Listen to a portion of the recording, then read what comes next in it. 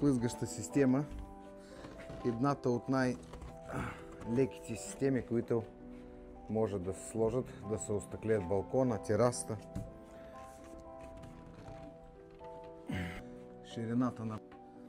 Ширината на профила 4 санта, 4,5.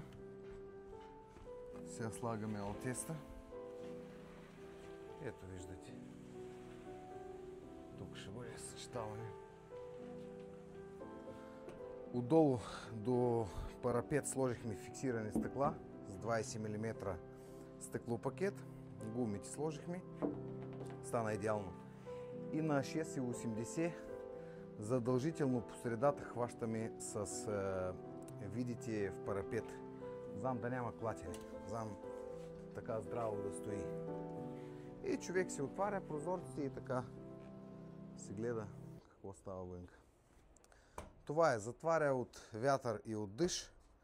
Не е херметична система като ПВЦ-та, обаче затваря от вятър и от дъжд и става много добре.